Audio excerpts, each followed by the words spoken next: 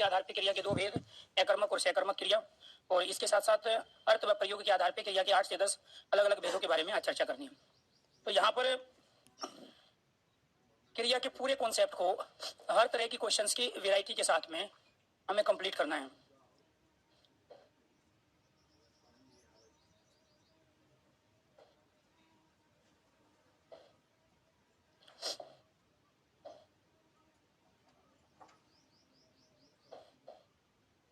क्रिया के भेद, पहला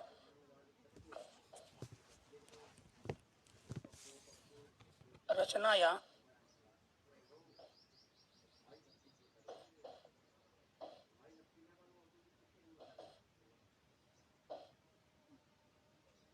कर्म के आधार पर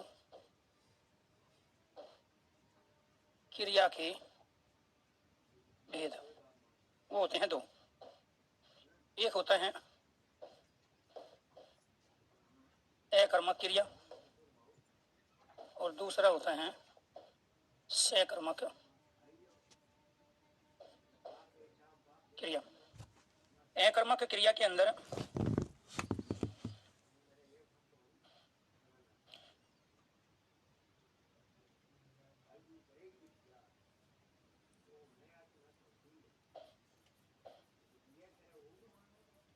अकर्मक क्रिया के अंतर्गत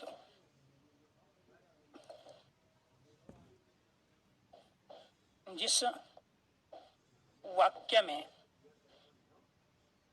कर्म अनुपस्थित हो, वो अकर्मक क्रिया वाले वाक्य कहलाते हैं। जहां क्रिया के फल का प्रभाव सीधे कर्ता पर पड़ता हो,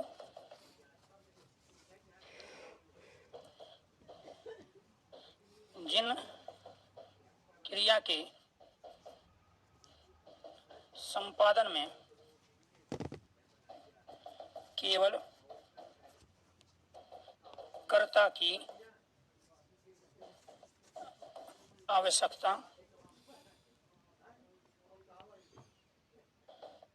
हो,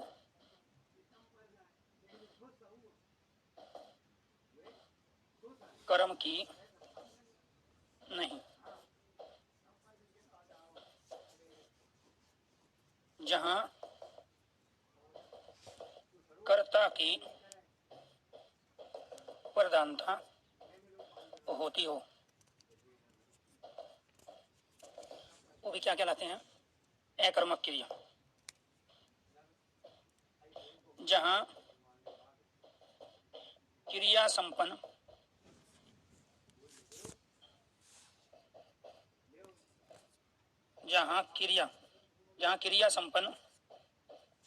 होती है उसे आधार कहते हैं, कर्म नहीं। जहां क्रिया संपन्न होती है उसे आधार कहते हैं, कर्म नहीं। ठीक। वाक्य में क्या लगाने पर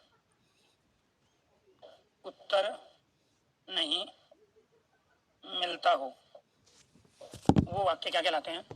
अकर्मक क्रिया। तो सभी दोस्तों को, जो बच्चे बाद में लाए हैं, सभी को नमस्कार, गुड मॉर्निंग। यहाँ पे क्रियाओं में अकर्मक क्रिया जो कि रचना व कर्म के आधार पे क्रिया का पहला भेद है, उसकी 6 कंडीशन लिखी हुई है। यहाँ 3 तरह के प्रश्न पूछे जाते हैं। एक प्रश्न होता है स्टेटमेंट वाला, निम्नलिखित में से कौन सा कथन अकर्मक क्रिया से संबंधित है, कौन सा कथन अकर्मक क्रिया से संबंधित नहीं है।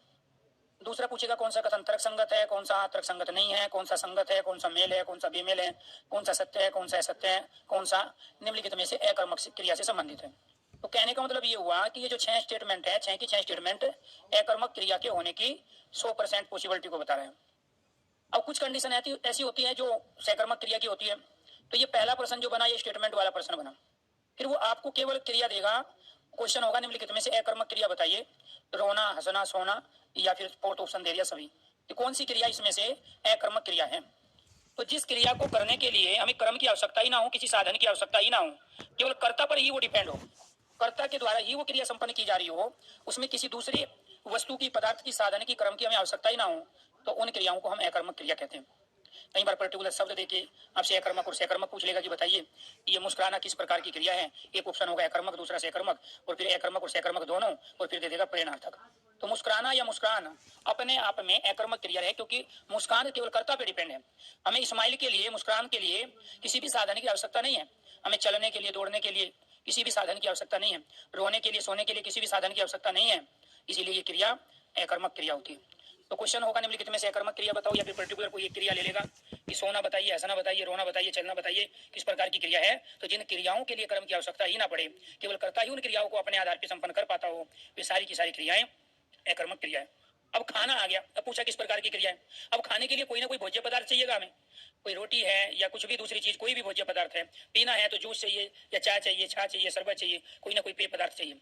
तो खाना और पीना कर्ता से पहले उस वस्तु पर डिपेंड होगी जो चीज खाई जा रही है या जो चीज पी जा रही है। मान के चलो आप जूस पी रहे हो, तो पीने की क्रिया पहले जूस पे डिपेंड हुई, उसके बाद कर्ता पे।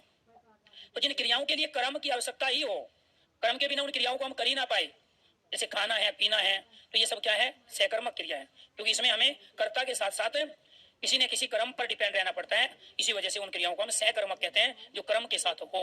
और अकर्मक का मतलब जिसमें कर्म ना हो। यहाँ दो शब्द है, इन दोनों शब्दों की खूबी को समझो क्या है। यहाँ पे ये कर्म दिया हुआ है, इसमें हमने ए लगा दिया, तो इसका मतलब क्या हुआ? जिसमें कर्म नहीं है, क्लियर, जहाँ कर्म मौजूद ना हो। दूसरा हमने यहाँ पे परिवार शब्द ले लिया, और इस परिवार के साथ में सह लगा दिया, तो क्या कहलाया? सह परिवार, यानी कि जो परिवार के साथ है। ऐसे ही इस शब्द बना है, यहाँ कर्म ले लिया, इसमें सह लगा दिया, तो ये क्या बन गया? सहकर्मक बन गया। जो कर्म के साथ हो वो सहकर्मक, और जिसमें कर्म नहीं होता है वो क्या कहलाता है? अकर्मक कहलाता है। क्लियर? तो आपको ये ध्यान रखना है प्यारे दोस्तों कि यहाँ पर जिस वाक्य में कर्म अनुपस्थित हो वो क्या कहलाता है? अकर्मक क्रिया कहलाता है। यानी कि जहाँ कर्म ही ना हो, जहाँ क्रिया के फल का प्रभाव सीधे कर्ता पे पड़ो, कर्म वहां हो ही ना। जिन क्रिया के संपादन में केवल कर्ता की आवश्यकता हो, कर्म की आवश्यकता ही ना पड़े, जहाँ कर्ता की प्रधानता हो, प्रधानता मतलब कर्ता का महत्वपूर्ण रोल हो, कर्ता ही मुख्य भूमिका निभा रहा हो, जहाँ क्रिया संपन्न होती है उसे आधार कहते हैं, कर्म नहीं। वाक्य में क्या लगाने पर उत्तर की प्राप्ति नहीं होती है, उत्तर नहीं मिलता है, तो वे सेंटेंस भी अकर्मक क्रिया के होते हैं। अब देखिए कैसे। राम पढ़ता है,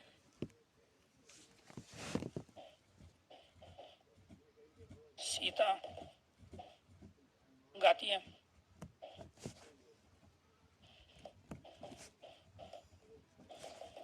मोहन जा रहा है,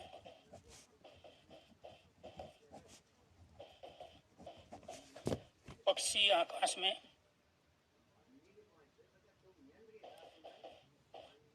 उड़ते हैं,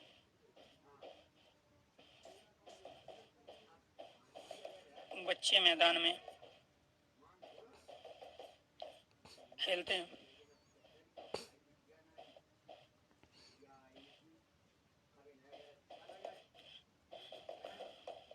मोर जंगल में नाच रहे थे,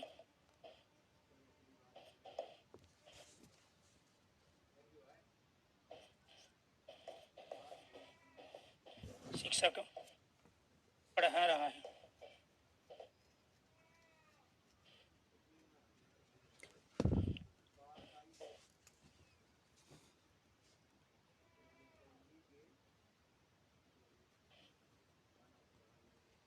बच्चा रो रहा है,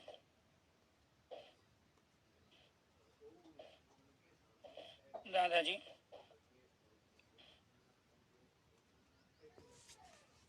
सो रहे हैं। ये सारे के सारे क्या कहलाए? अकर्मक क्रिया के वाक्य। इनमें किस क्रिया का प्रयोग हुआ है? अकर्मक क्रिया। जो भी अभी 6 कंडीशन हमने बताई, वो 6 की 6 कंडीशन इन पे अप्लाई हो रही है। राम पढ़ता है, तो यहाँ पे इस पढ़ने का प्रभाव राम पे गया। राम क्या रामायण पढ़ता है, महाभारत पढ़ता है, अखबार पढ़ता है, पुस्तक पढ़ता है, किताब पढ़ता है, कुछ क्लियर नहीं है। तो राम पढ़ता है, कर्म हो गया गायब, और इस क्रिया का प्रभाव राम पे पड़ा। एक क्रिया, दूसरा कर्ता। कौन सी क्रिया हो गई? अकर्मक क्रिया, क्योंकि कर्म अनुपस्थित है, कर्म है ही नहीं मौजूद। सीता गाती है, गीत गाती है, भजन गाती है, गाना गाती है, क्लियर ही नहीं है। यहाँ गाने का प्रभाव सीता पे पड़ा, कर्म अनुपस्थित है, इसीलिए ये क्रिया अकर्मक क्रिया है। मोहन जा रहा है, जाने का प्रभाव मोहन पे पड़ा, कर्ता की प्रधानता हो गई, इसीलिए कर्म अनुपस्थित हुआ। राइट आंसर अकर्मक क्रिया। पक्षी आकाश में उड़ते हैं, आकाश यहाँ आधार है, कर्म नहीं है, क्योंकि आपको एक कंडीशन बताई गई, जहां क्रिया संपन्न होती है उसे आधार कहते हैं, उसे कर्म नहीं कहते। बहुत सारे बच्चे यही गलती करते हैं, इसमें आकाश को, मैदान को, जंगल को कर्म मान लेंगे और इसको बताएंगे सहकर्मक। यहाँ पे उड़ने का प्रभाव पक्षी पे पड़ा, आकाश पे नहीं पड़ा, आकाश अपनी जगह है। पक्षी के उड़ने से आकाश 4-5 फुट ऊपर और नीचे नहीं हो जाता है। बच्चे के खेलने से मैदान गर्म और ठंडा नहीं हो जाता है। यहाँ खेलने का प्रभाव बच्चे पे पड़ेगा, क्योंकि मैदान तो केवल आधार है, आकाश तो केवल आधार है जहाँ कार्य संपन्न हो रहा है। ये जो मेरा बोर्ड है, ये मेरे लिखने का आधार है, ये कर्म नहीं है। कर्म तो ये जो मैं हिंदी पढ़ा रहा हूँ, जो सब्जेक्ट में पढ़ा रहा हूँ, मैं करता हूँ, पढ़ाना क्रिया है, और जिस पर मैं लिख रहा हूँ वो मेरा आधार है। आपका रजिस्टर आपका आधार है। मोर जंगल में नाच रहे हैं तो जंगल पे प्रभाव नहीं पड़ेगा, नाचने पे मोर पे पड़ेगा। प्रसन्नता, आनंद मोर को मिलेगी नाचने से। शिक्षक पढ़ा रहा है तो पढ़ने का प्रभाव शिक्षक पर। बच्चा रो रहा है, रोने का प्रभाव बच्चे पे। दादाजी सो रहे हैं, सोने का प्रभाव दादाजी पे पड़ेगा। इन सब में कर्म अनुपस्थित है। पहला सेंटेंस जिस वाक्य में कर्म अनुपस्थित हो, इसमें किसी में भी कर्म नहीं था, इसलिए सारे सेंटेंस अकर्मक क्रिया। जहां क्रिया के फल का प्रभाव सीधे कर्ता पर पड़ता हो, तो सभी सेंटेंसों में क्रिया के फल का प्रभाव सीधे कर्ता पे पड़ता है, क्योंकि सेंटेंस में कर्ता क्रिया के अलावा दूसरा कुछ है ही नहीं। इसके बाद जिन क्रिया के संपादन में केवल कर्ता की आवश्यकता हो, यहाँ सोने में, रोने में, दोनों में केवल कर्ता की आवश्यकता है। पढ़ाने में केवल यहाँ शिक्षक की आवश्यकता है, नाचने में यहाँ मोर की। तो इसीलिए जिनमें केवल कर्ता की, हमें हंसना है तो हंसने के लिए हमें ये नहीं कि थोड़ी एक गर्म कप चाय चाहिए या एक ठंडा गिलास पानी चाहिए, ठीक है, तो पानी पियेंगे तभी हंसेंगे। तो हंसना हमारे ऊपर डिपेंड होता है, तो इसीलिए आपको ध्यान रखना, उसके लिए हमें किसी दूसरे साधन की आवश्यकता नहीं है। तो यहाँ आपको ध्यान रखना है। तो इसी वजह से जो क्रियाएं केवल कर्ता पर निर्भर होती है, कर्ता पर आश्रित होती है, इनके लिए कर्म की आवश्यकता ही ना हो, तो प्यारे दोस्तों वो सारी की सारी क्रियाएं अकर्मक क्रिया होती है। जहाँ क्रिया संपन्न होती है उसे क्या कहते हैं? आधार। तो यहाँ पर क्रिया संपन्न कहाँ हो रही है? आकाश में। क्रिया संपन्न कहाँ हो रही है? मैदान में। क्रिया संपन्न कहाँ हो रही है? जंगल में। तो ये कर्म नहीं है, ये केवल आधार है। ये क्या है? ये आधार है। तो आपको ध्यान रखना है, जो आप एक्टिव और पैसिव वॉइस करते हो, जो डायरेक्ट इनडायरेक्ट आप इंग्लिश में करते हो, वही काम हमारे यहाँ पे ये अकर्मक और सकर्मक क्रियाएं करती है। तो यहाँ पर ये सारे के सारे किसके उदाहरण थे? अकर्मक क्रिया के। लास्ट वाले सेंटेंस को देखो क्या है। वाक्य में क्या लगाने पर उत्तर नहीं मिलता हो? क्या लगाओ वाक्य में? राम क्या पढ़ता है? यहाँ पे उत्तर मिला ही नहीं। किताब पढ़ता है, रामायण पढ़ता है, महाभारत पढ़ता है, ग्रंथ पढ़ता है, कुछ भी नहीं लिखा। राम क्या पढ़ता है, हमने क्या लगा लिया इसमें? कोई आंसर नहीं मिला। सीता क्या गाती है? कोई आंसर नहीं मिला। गीत, भजन, कीर्तन, कुछ भी नहीं। मोहन जा रहा है, कहाँ जा रहा है? कोई आंसर नहीं मिला। पक्षी आकाश में उड़ रहे हैं, क्यों उड़ रहे हैं? कोई उत्तर नहीं मिला। बच्चे मैदान में खेलते हैं, क्या खेलते हैं? हॉकी, फुटबॉल, कबड्डी, कुश्ती, कोई उत्तर नहीं मिला। मोर जंगल में नाचते हैं, क्यों नाचते हैं? कोई उत्तर नहीं मिला। शिक्षक क्या पढ़ा रहा है? हिंदी, इंग्लिश, मैथ, साइंस, कोई उत्तर नहीं मिला। बच्चा रो रहा है, क्यों रो रहा है? कोई उत्तर नहीं मिला। दादाजी सो रहे हैं, क्यों सो रहे हैं? कोई उत्तर नहीं मिला। तो जब क्यों लगाने पर, क्या लगाने पर, कहाँ लगाने पर, प्रश्नवाचक चिन्ह के साथ जब यहाँ सेंटेंस अगर आ जाता तो वो अपने आप में वहाँ कर्म की उपलब्धि को बता देता। लेकिन यहाँ किसी में भी क्वेश्चन मार्क नहीं आया है, तो क्यों? इसलिए नहीं आया क्योंकि प्रश्नवाचक चिन्ह नहीं लगाया हमने। लेकिन जब हम प्रश्नवाचक चिन्ह लगाते हैं और प्रश्नवाचक शब्द का प्रयोग सेंटेंस में कर लेते हैं और उसमें उत्तर हमें मिल जाता है, तो इस सकर्मक होते हैं। और जब क्या क्यों लगाने पर, प्रश्नवाचक शब्द का प्रयोग करने पर हमें उत्तर की प्राप्ति नहीं होती, तो ये सारे के सारे सेंटेंस अकर्मक क्रिया के होते हैं। आगे बढ़ते हैं। उम्मीद करता हूँ ये अकर्मक क्रिया आपको समझ में आ गई। जिनको समझ में नहीं आई उनको समझ में आएगी जब वो सकर्मक क्रिया को समझ लेगा। यहाँ तक कि अगर चीजें आपके साथ आपको क्लियर है तो एक बार सारे स्टूडेंट ओके कीजिए। ये दूसरी क्रिया है हमारी सकर्मक क्रिया। दूसरी क्रिया क्या है? सकर्मक क्रिया है। सकर्मक क्रिया। तो आपको ये ध्यान रखना है, किसे कह रहे हैं हम सकर्मक क्रिया?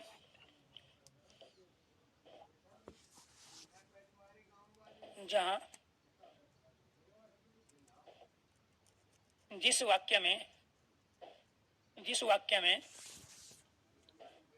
कर्म, जिस वाक्य में कर्म उपस्थित हो, जिस वाक्य में कर्म उपस्थित हो, कर्म उपस्थित हो, क्या कहलाता है? सकर्मक कहलाता है।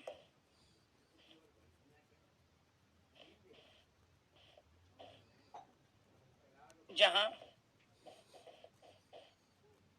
जहां क्रिया के फल का प्रभाव, जहां क्रिया के फल का प्रभाव कर्ता पर जहाँ क्रिया के फल का प्रभाव कर्ता पर न पड़कर कर्म पर पड़ता हो, कर्ता पर न पड़कर कर्म पर पड़ता हो, वो कहलाती है सहकर्मक क्रिया।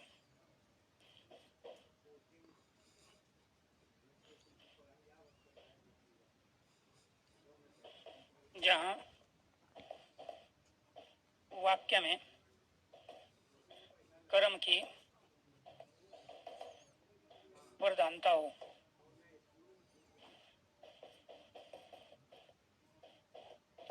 जिस वाक्य में क्या लगाने पर उत्तर प्राप्त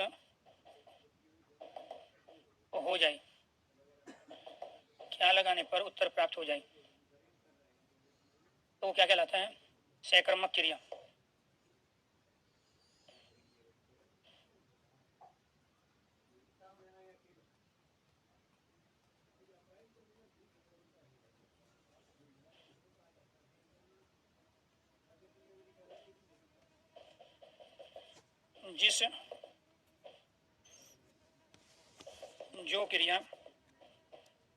जो क्रिया बिना कर्म के संपादित ही न हो पाए, अर्थात जो क्रिया बिना कर्म के संपादित ही न हो पाए, वो भी क्या कहलाती है? सहकर्मक क्रिया कहलाती है। कैसे?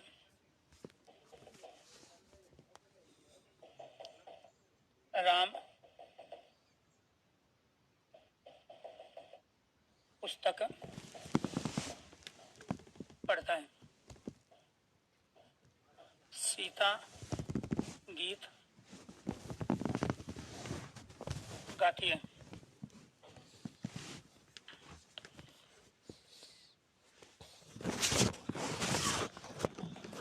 मोहन स्कूल जा रहा है,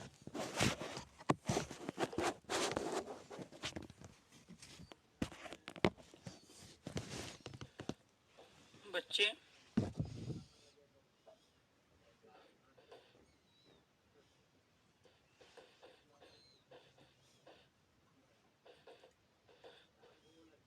आकाश में पतंग उड़ा रहे हैं, रवि जोश पीता है, सृष्टि अखबार पढ़ती है, मोर जंगल में वर्षा के कारण नाचते हैं, छात्र मैदान में क्रिकेट खेलते हैं, माली ने पके पके आम तोड़े। ये सारे के सारे सेंटेंस हमारे किसके हैं? सहकर्मक क्रिया के। क्यों है सहकर्मक क्रिया के सेंटेंस? क्योंकि इनमें कर्म उपस्थित है। ये कर्म शब्द है, इसके साथ में ये सह आया है। जो कर्म के साथ होता है वो सहकर्मक कहलाता है। परिवार के आगे अगर सह लगा देंगे तो इसका मतलब है सह परिवार, जो परिवार के साथ आए उसको कह रहे हैं सह परिवार। कर्म के साथ में सह लगा देंगे, जहां कर्म मौजूद हो, कर्म उपस्थित हो, जो कर्म के साथ हो, क्या कहलाते हैं? सहकर्मक। क्या कंडीशन है?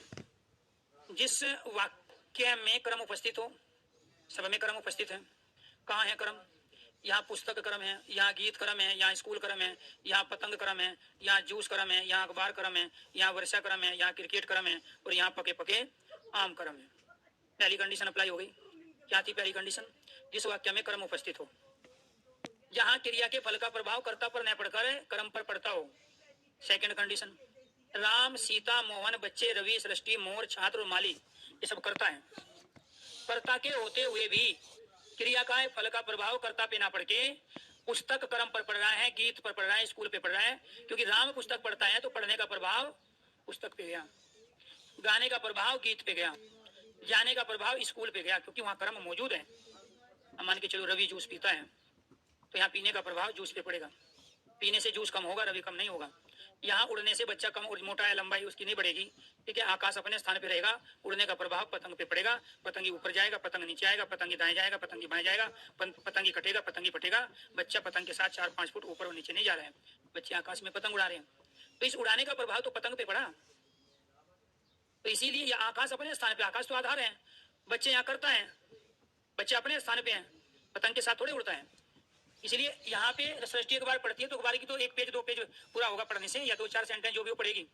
मोर जंगल में वर्षा के कारण नाचते हैं, तो ये नाचने का प्रभाव वर्षा पे पड़ा, वर्षा होगी तो नाचेंगे, अदरवाइज नहीं नाचेंगे, क्योंकि वर्षा दी है, पिछले सेंटेंस में वो नहीं दिया था, तो वहां क्रम नहीं था, जब क्रम नहीं था तो अकर्मक हो गए। तो कहने का मतलब ये हुआ कि यहाँ ये जो पीने की क्रिया है, यहाँ ये उड़ने की क्रिया है, यहाँ जाने की क्रिया है, गाने की क्रिया, पढ़ने की क्रिया है, उसके लिए यहाँ कर्ता के साथ साथ क्रम दिया हुआ है, तो पहले क्रम से प्रभावित है, बिना कर्ता की तो कोई क्रिया ही नहीं होगी। लेकिन कई बार कुछ क्रियाएं ऐसी होती है जिसमें कर्ता को दूसरे साधन की आवश्यकता नहीं पड़ती। मान के चलो आपके पास किताबें नहीं है, आप पढ़ना चाहते हो, तो आप चिंतन करो, मनन करो, कर्ता पे डिपेंड हो गया चिंतन मनन, कर्मक क्रिया के अंतर्गत आएगा। लेकिन जब आप पुस्तकों के माध्यम से, नोट्स के माध्यम से, पीडीएफ के माध्यम से, लाइव क्लास के माध्यम से पढ़ रहे हो, तो सकर्मक क्रिया हुई पढ़ने की, क्योंकि उसके लिए आपने बीच में किसी साधन का प्रयोग कर लिया। छात्र मैदान में क्रिकेट खेलते हैं तो यहाँ खेलने का प्रभाव क्रिकेट पे पड़ा, ठीक है। माली ने पके पके आम तोड़े, तो यहाँ तोड़ने का प्रभाव आम पे पड़ेगा, माली नहीं टूटेगा, माली तो जैसा है ऐसा ही रहेगा। टूट यहाँ पके पके आम रहे हैं, कच्चे छोड़ रहा है वो, तो माली ने पके पके आम तोड़े, तो यहाँ तोड़ने का प्रभाव माली पे पड़ा। ये कंडीशन अप्लाई कर दो। वाक्य में क्या लगाने पर, वाक्य में क्या लगाने पर उत्तर की प्राप्ति हो जाती है। वाक्य में क्या लगाने पर उत्तर की प्राप्ति हो जाती है। अब लगाओ क्या इसमें, राम क्या पढ़ता है, उत्तर मिला पुस्तक। सीता क्या गाती है, उत्तर मिला गीत। मोहन कहाँ जा रहा है, उत्तर मिला स्कूल। बच्चे आकाश में क्या उड़ाते हैं, उत्तर मिला पतंग। रवि क्या पीता है, उत्तर मिला जूस। सृष्टि क्या पढ़ती है, उत्तर मिला अखबार। मोर जंगल में क्यों नाचते हैं, उत्तर मिला वर्षा। छात्र मैदान में क्या खेलते हैं, उत्तर मिला क्रिकेट। माली ने क्या तोड़े, उत्तर मिला पके पके आम। तो ये सारी की सारी कंडीशन अप्लाई होगी।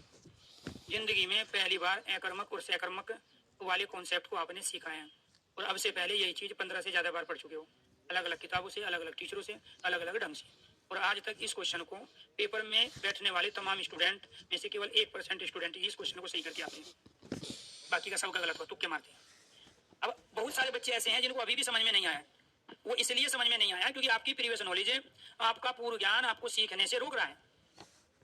जो अनाप शनाप बिना लॉजिक के, बिना सीक्वेंस के जो आपने पढ़ लिया है, वो आपको सीखने से रोकता है। सर जी हमने तो ये पढ़ा था, सर जी हमने तो ये सुना था, सर जी हमें तो फलाना टीचर ने ये बताया था।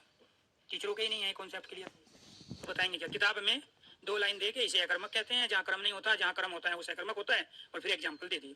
इंप्लीमेंट कैसे करेंगे कुछ नहीं पता, क्लियर। तो आपको ये ध्यान रखना है,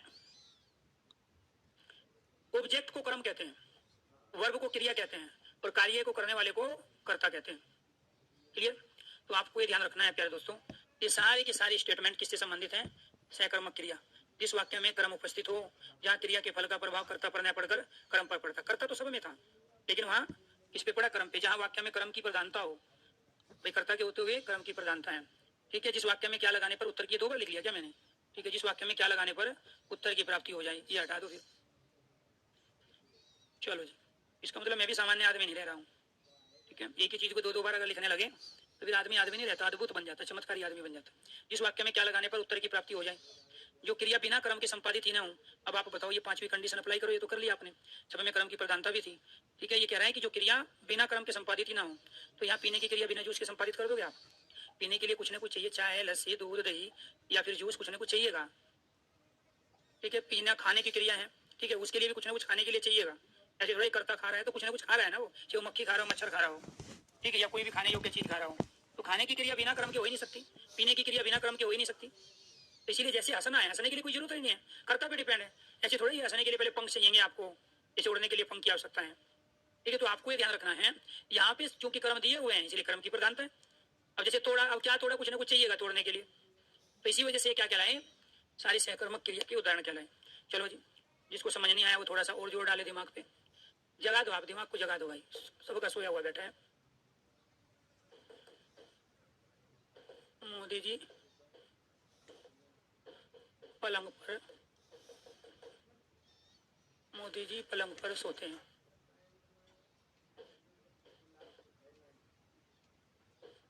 योगी जी जमीन पर सोते हैं। आपको बताना है कौन सा अकर्मक है कौन सा सहकर्मक। अकर्मक के लिए आप एक टाइप करोगे, अगर आपको इनमें से कोई अकर्मक क्रिया का सेंटेंस लग रहा है तो एक टाइप करोगे, और सहकर्मक के लिए आप दो टाइप करोगे। सहकर्मक क्रिया के लिए आपको दो टाइप करना है।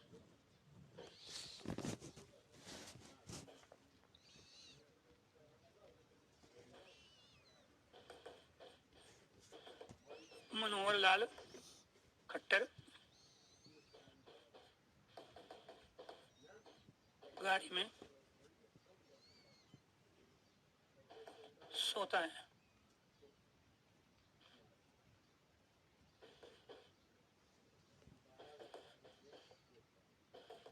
आपके नेताजी संसद में सोते हैं।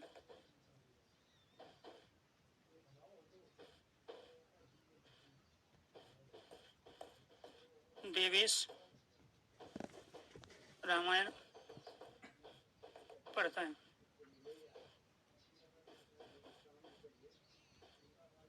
ड्राइवर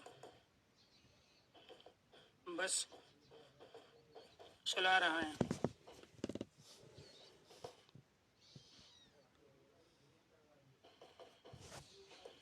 केजरीवाल किसी को सोने नहीं दे रहा।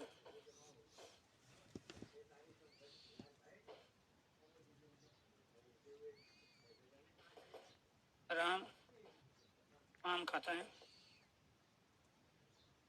चलो जी, बताओ, ये 8 सेंटेंस हैं, आपको बताना है कि इन सेंटेंसों में कौन सा अकर्मक क्रिया का उदाहरण है कौन सा सहकर्मक क्रिया का उदाहरण। वहां आपको 4 ऑप्शन मिलेंगे, हमने केवल आपको 2 ऑप्शन दिए ताकि आपके लिए चीजें इजी हो जाए, आसान हो जाए। कैसे करेंगे। मोदी जी पलंग पर सोते हैं, यहाँ सोने का प्रभाव मोदी जी पे पड़ेगा, क्योंकि सोने से मोदी जी को आराम मिलेगा, पलंग को नहीं मिलेगा। पलंग तो स्थान है, आधार है जहाँ कार्य संपन्न हो रहा है। बहुत सारे बच्चे इसी पलंग को क्या बना लेंगे, कर्म बना लेंगे, क्योंकि विद्वान बनना है, लेखक बनना है, और जिसको सरकारी नौकर बनना है वो कहेगा कि ये सोने की क्रिया में पलंग का कोई रोल नहीं है। सोने से आराम किसको मिलेगा, मोदी को मिलेगा। क्लियर, सोने का मजा कौन ले रहा है, मोदी ले रहा है। तो इसीलिए पलंग क्या काम कर रहा है, केवल आधार का। तो क्रिया कौन सी हुई, अकर्मक क्रिया हुई। योगी जी जमीन पर सोते हैं, सोने का मजा योगी जी ले रहे हैं। योगी जी के सोने से जमीन दलदल नहीं हो जाती है, तालाब नहीं बन जाएगी, न जमीन गर्म होगी न ठंडी होगी। मोदी जी के सोने से पलंग का ना तो वेट कम होगा ना वेट बढ़ेगा, ना पलंग नया होगा ना पुराना होगा। मनोहर लाल खट्टर गाड़ी में सोता है, तो यहाँ सोने का प्रभाव गाड़ी पे नहीं पड़ेगा, गाड़ी सोने से पहले जैसी थी सोने के बाद गाड़ी ऐसी रहेगी। इसलिए ये भी अकर्मक क्रिया का उदाहरण है, ये भी अकर्मक क्रिया का उदाहरण है। आपके नेताजी संसद में सोते हैं, तो यहाँ सोने का प्रभाव आपके नेताजी पे पड़ेगा, संसद पे नहीं पड़ेगा। क्योंकि यहाँ पर आपको ध्यान रखना, संसद, गाड़ी, जमीन और पलंग कर्म नहीं है बल्कि आधार है। कैसा आधार है, उसी तरह का आधार है जो लॉजिक यहाँ बताया था। पक्षी आकाश में उड़ते हैं, उड़ने का प्रभाव पक्षी पे पड़ेगा, आकाश अपने स्थान पे रहेगा। बच्चे मैदान में खेलते हैं, खेलने का प्रभाव बच्चे पे पड़ेगा, मैदान पे नहीं। क्योंकि यहाँ जंगल, मैदान, आकाश आधार है, कर्म नहीं है। जहाँ कार्य संपन्न होता है, जहाँ क्रिया संपन्न होती है उसे आधार कहते हैं, कर्म नहीं कहते हैं। ये इस 5वें वाली कंडीशन के एग्जाम्पल थे, ये वाले 5वें वाली कंडीशन के। मैंने क्या कहा था कि आप में से ज्यादातर बच्चे केवल फुदकते हैं, आप में से ज्यादातर बच्चे और कॉन्फिडेंस में होते हैं, बिना लॉजिक के, बिना सीक्वेंस के। जो आप नॉलेज इकट्ठी करते हो वो जिंदगी में आपके कभी भी सफलता में काम नहीं आती है, वो आपको सीखने में बैरियर खड़ा करती है। यही कारण है कि जब तक हम सीक्वेंस में चीजों को नहीं सीखेंगे, लॉजिकली नहीं सीखेंगे, तो केवल रटी हुई चीजों के आधार पर आंसर देंगे, तो इसी वजह से आपके क्वेश्चनों के आंसर गलत हो जाते हैं। यहाँ पर ये जितने भी हमने यहाँ सेंटेंस लिए, इनमें से यहाँ से लेके यहाँ तक स्टार्टिंग के 4 सेंटेंस केवल अकर्मक क्रिया के थे। देवेश रामायण पढ़ता है, यहाँ रामायण कर्म है, पढ़ने का प्रभाव रामायण पे पड़ा। ड्राइवर बस चला रहे हैं, चलने का प्रभाव बस पे पड़ा। ड्राइवर अपनी सीट पे बैठा हुआ है, ड्राइवर नहीं चल रहा है, चल बस रही है। क्लियर। तो चलने का प्रभाव बस पे, तो यहाँ रामायण बस कर्म है, इसीलिए ये सहकर्मक क्रिया के उदाहरण है। केजरीवाल किसी को सोने नहीं देता, जरूरी नहीं है संज्ञा शब्द ही कर्म का काम करेंगे, सर्वनाम भी कर्म का काम करते हैं। तो केजरीवाल किसी को सोने नहीं दे रहा है, तो जो सोने नहीं दे रहा है वो कौन है? किसी को, यानी कि कोई भी हो सकता है, आप हो सकते हैं, मैं हो सकता हूँ, या कोई दूसरी पार्टी वाले लोग हो सकते हैं। तो यहाँ प्रभाव केजरीवाल पे नहीं पड़ा। केजरीवाल तो यहाँ कर्ता का उसका काम कर रहा है जो सोने नहीं दे रहा है, लेकिन यहाँ कौन नहीं सो पा रहा है? किसी को। क्लियर। तो प्रभाव इस पे पड़ा, यहाँ किसी को कर्म है। राम आम खाता है, तो यहाँ इसका प्रभाव आम पे पड़ेगा। राम अमरूद खाता है, खाने से आम अमरूद कम होंगे, राम कम नहीं होगा। तो यहाँ आम क्या है? कर्म है। तो ये भी सहकर्मक, ये भी सहकर्मक। लास्ट के चारों सहकर्मक हैं और ऊपर के चारों अकर्मक क्रिया के उदाहरण हैं। बात समझ में आई? अब बहुत सारे बच्चों को इसमें डाउट होगा। सेंटेंस क्या कह रहा है? केजरीवाल किसी को सोने नहीं दे रहा है। तो प्रभाव केजरीवाल पे नहीं पड़ा सोने का, उसने तो दूसरे की नींद हराम की है। फ्री में चीजें दे देके, फ्री बिजली, फ्री पानी, फ्री बस यात्रा, ठीक है, फोकट की चीजें दे देके लोगों की नींद हराम कर दी है, यानी कि दूसरे लोग जो राजनीति करना चाहते हैं। तो ये जो किसी को है, ये सर्वनाम है, और सर्वनाम संज्ञा के स्थान पे आते हैं। अब यहाँ ये किसी को है तो बीजेपी है या कांग्रेस है, समाजवादी पार्टी है या बसपा है, यानी कि जो भी पार्टियां हैं। तो इसलिए यहाँ सोने नहीं दे रहा है, इसका प्रभाव इस किसी को भी पड़ा जो कि यहाँ से किसी संज्ञा के स्थान पे आया। क्लियर। अगर अब भी किसी का डाउट है तो अपना डाउट पूछिए। अगर अकर्मक और सहकर्मक, ये पूरा का पूरा कॉन्सेप्ट आपको क्लियर हो गया, समझ में आ गया।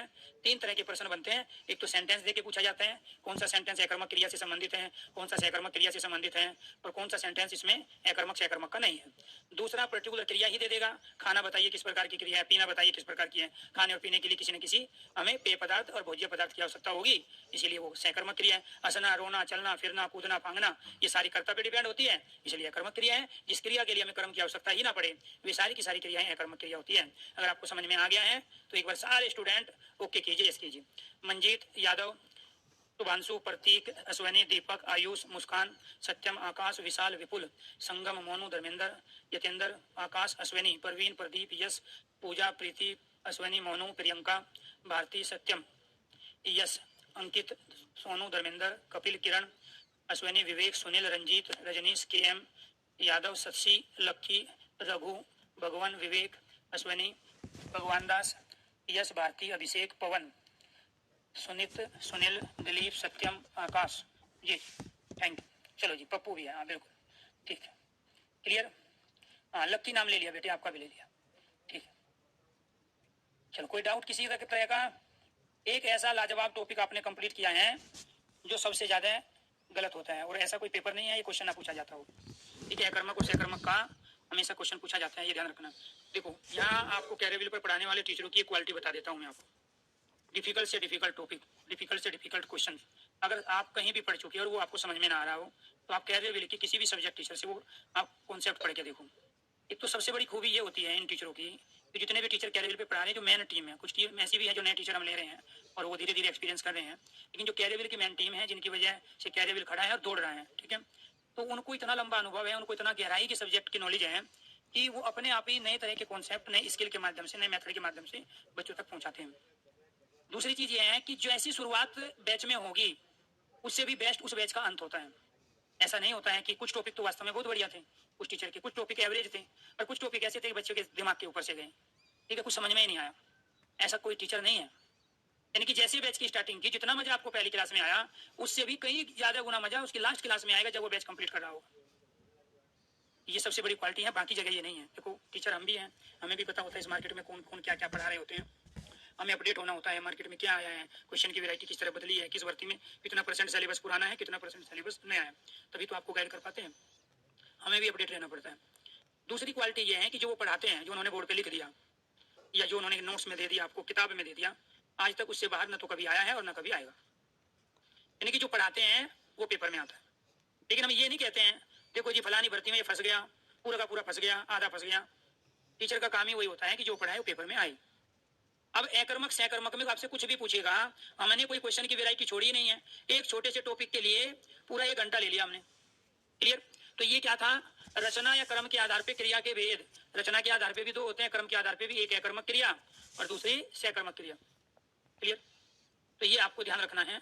ये वाला टॉपिक आपने किया, स्टेटमेंट वाले क्वेश्चन आपको करा दिए गए। किसी भी किताब में, मैं कह रहा हूँ मार्केट में जितनी किताबें हैं उसमें अगर अकर्मक क्रिया के बारे में इतने पॉइंट अगर दिए हैं तो मुझे भी बताना। हम किताबों से पढ़ाने वाले लोग नहीं है, किताबों को लिखने वाले लोग हैं। किसी भी किताब में मैं किताब क्यों नहीं लेके आया ज़्यादा, हालांकि 3 किताब रेडी है, लेकिन मैं अभी दे नहीं आया। मुझे कोई जल्दबाजी नहीं है किताब को बेच के पैसे कमाने की। मैं तो स्टार्टिंग में जब ये सोचता था कि मैं किताब तब लिखूंगा, तब लाऊंगा जब मेरा गला जवाब दे जाएगा, कि जब मेरे पढ़ाने की हिम्मत नहीं होगी, उस समय किताब से बच्चों का भला करूंगा। लेकिन मार्केट में बच्चे टूट के पढ़ रहे हैं किताबों पे। अच्छे अच्छे टीचर हैं, उनसे पढ़ना नहीं चाहते हैं, किताबों को खरीद के लाके घर पे रखना चाहते हैं। ये सच्चाई है। अगर किताबों से पढ़ाई होती तो ये यूट्यूबर ना होते और ये प्लेटफॉर्म ना होते, ये कोचिंग सेंटर ना होते।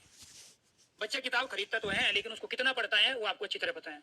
आपके घर पे 50% से ज्यादा किताबें ऐसी हैं जो आज तक आपने खोल के नहीं देखी, या जिसके 15 पेज से ज्यादा आज तक आपने पढ़ी नहीं। और नहीं यकीन आता, एक बार सारी किताब की तरफ नजर दौड़ा लेना। किताब तो लेके आए थे, आप खरीद के भी लाए थे, पढ़ने के लिए लाए थे, भर्ती होने के लिए, लेकिन किताबें बोलती नहीं है कि ऐसा कब होता है, क्यों होता है, कैसे होता है। टीचर बता रहे हैं ऐसा कब होता है, क्यों होता है, कैसे होता है, किस तरह के क्वेश्चन की वैरायटी बनती है। किताब तो एक तरह से आपकी बैसाखी बन जाती है, आपको अपाई बना देती है कि ये थी सहकर्मक क्रिया। इसके बाद में फिर इनके एग्जाम्पल। जब मैं ये 9 एग्जाम्पल 18 दे चुका हूं, मुझे क्या आवश्यकता थी अब बाकी के 8 एग्जाम्पल देने की, क्योंकि मैंने सिखाए गए ज्ञान को खुद यहाँ पे इम्प्लीमेंट करा लिया है आपसे। ये तो देखो कि जो हम और आप मेहनत कर रहे हैं वो मेहनत वास्तव में कितना रंग लाती है। अब किसी भी किताब में इसके 5-5 एग्जाम्पल दिए तो इस कॉन्सेप्ट को कभी भी वो क्लियर कर ही नहीं पाएगा। अब मैंने यहाँ 9 एग्जाम्पल आपको यहाँ दिए, 9 एग्जाम्पल यहाँ दिए, और इसके बाद 8 एग्जाम्पल यहाँ दिए, 26 एग्जाम्पल दिए और 6-6 कंडीशन बताई। 26 एग्जाम्पल देने का मतलब क्या था, कुछ समझ में आया आपको? किताबों में, टीचरों में, बाकी टीचरों में, कैरेबिल के टीचरों में क्या अंतर है? अगर इसी टॉपिक को चाहूँ तो मैं 4 दिन तक पढ़ा सकता हूँ, लेकिन हाल फिलहाल जो भी एग्जाम 2023 में किसी भी स्टेट के, सेंट्रल गवर्नमेंट के, स्टेट गवर्नमेंट के जितने भी एग्जाम होने वाले हैं 22 और 23 में, उसमें जो क्वेश्चन की वैरायटी है उतना मैंने आपको बता दिया, ना तो दिखाया गया और ना। ठीक, तो चलो ये थी हमारी अकर्मक सहकर्मक क्रिया। इसके बाद में आपको पढ़ना है अर्थ या प्रयोग के, अर्थ या प्रयोग के आधार पर, प्रयोग के आधार पर क्रिया के भेद। कितने भेद हैं? 8 से लेके 10 भेद हैं, 8 से लेके 10 भेद। पहला भेद है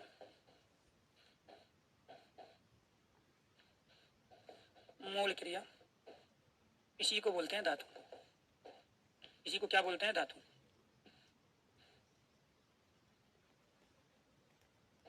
क्रिया का सबसे छोटा रूप, क्रिया का सबसे छोटा रूप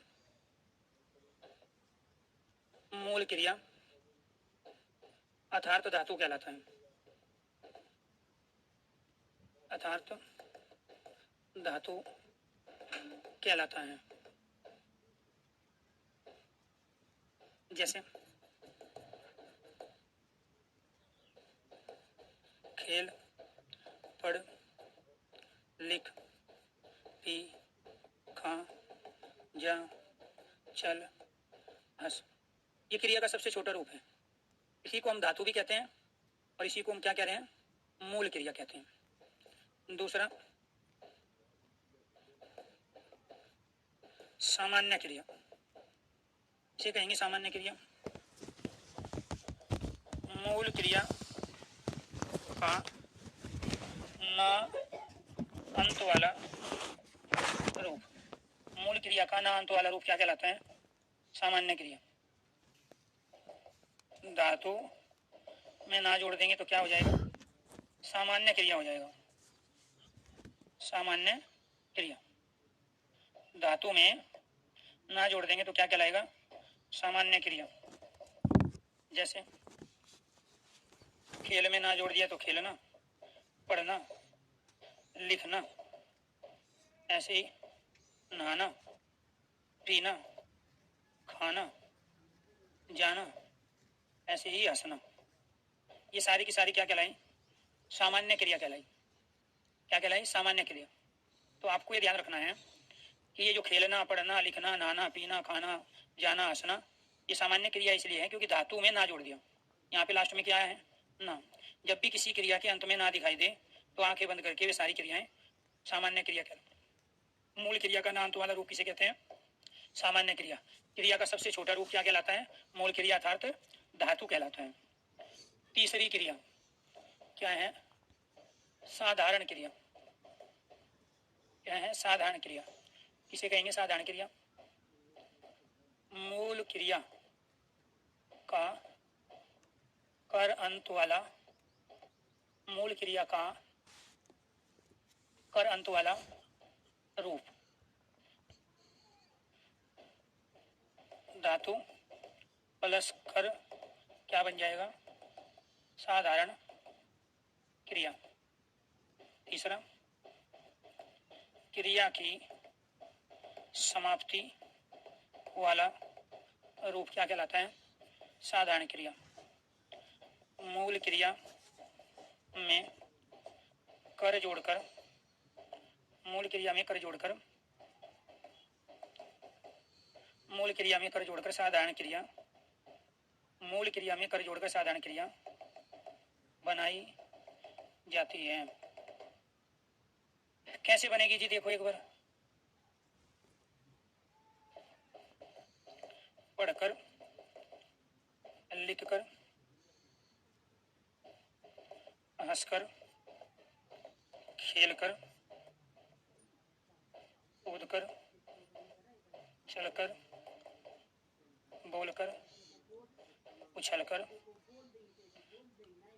पीकर और नहाकर। ये सारी की सारी हमारी क्या है? साधारण क्रियाएं हैं। ये क्रिया की समाप्ति का रूप है। ये कई बार स्टेटमेंट पूछी गई है कि क्रिया की समाप्ति वाला रूप क्या कहलाता है। ऑप्शन देगा आपको, एक मूल क्रिया, दूसरा सामान्य क्रिया, तीसरा साधारण क्रिया, चौथा सहायक क्रिया। तो क्रिया की समाप्ति वाला रूप कहलाता है साधारण क्रिया। पढ़कर, लिखकर, तो क्रिया समाप्त हुई ना पढ़कर, पढ़ने के बाद, तो ये क्या कहलाता है? हमारा साधारण क्रिया। फोर्थ क्या है? सहायक क्रिया। हेल्पिंग वर्ब जिसको कहते हैं वो क्या कहलाता है? सहायक क्रिया कहलाता है। जिन क्रिया का प्रयोग मूल क्रिया के साथ किया जाए,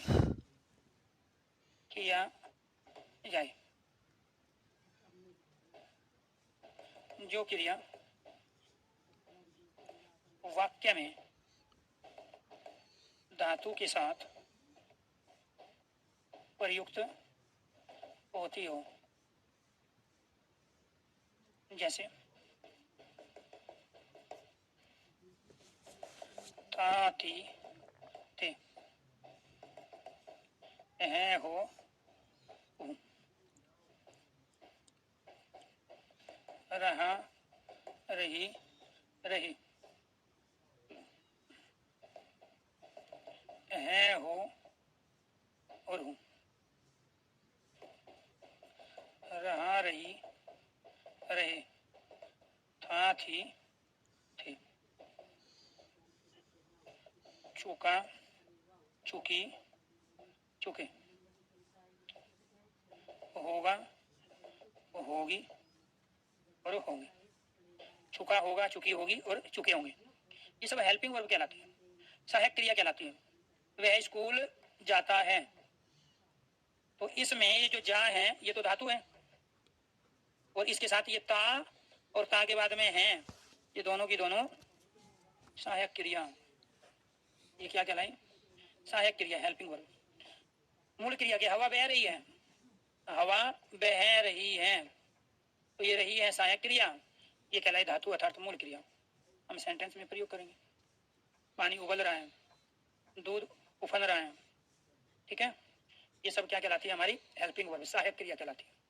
कल क्या पढ़ेंगे? कल पढ़ेंगे संयुक्त क्रिया। कल तो सैटरडे है, तो सैटरडे को क्लास नहीं होगी। संयुक्त क्रिया पढ़ेंगे ये हम मंडे वाली क्लास में, ठीक है।